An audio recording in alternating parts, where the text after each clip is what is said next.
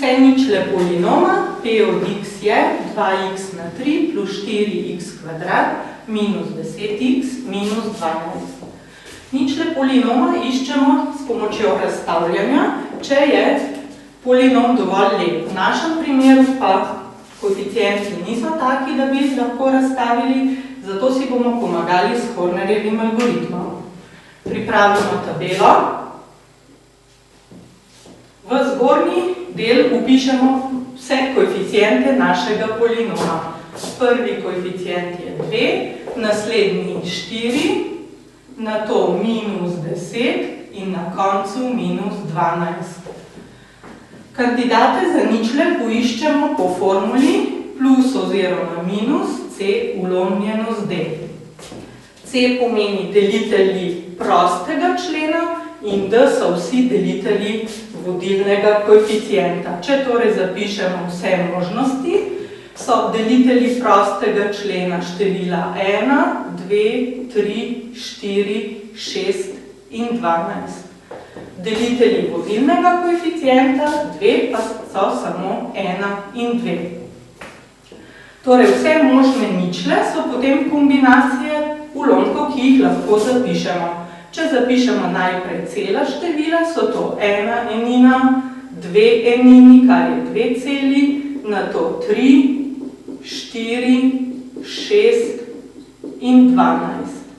Potem pa zapišemo še ulomke z imenovalcem 2, torej plus minus 1 polovica, plus minus 2 polovici predstavlja celo število 1, nato še 3 polovice, 4 polovice je zopet celo število 2, 6 polovic celo število 3 in 12 polovic je celo število 6. Torej, s tem smo zapisali vse možne ničle.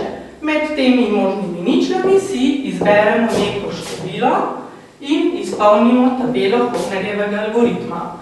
Prvi koeficient se prepiše tukaj dol, nato se dvojka pomnoži z minus 1 in dobimo rezultat minus 2.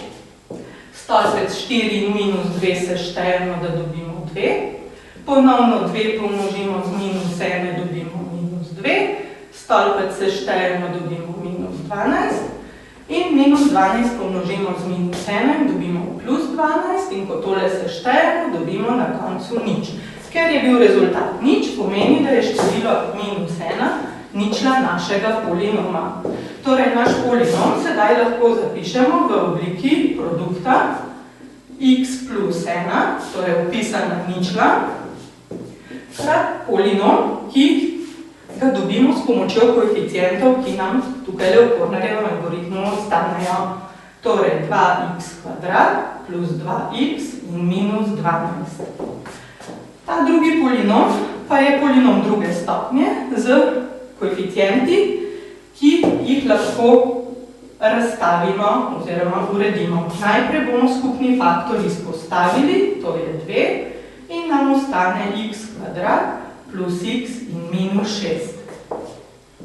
Tale tričlenik pa sedaj lahko po Vijetovem pravilu razstavimo na produkt dveh linearnih faktorjev, torej x plus 3 in x minus 2.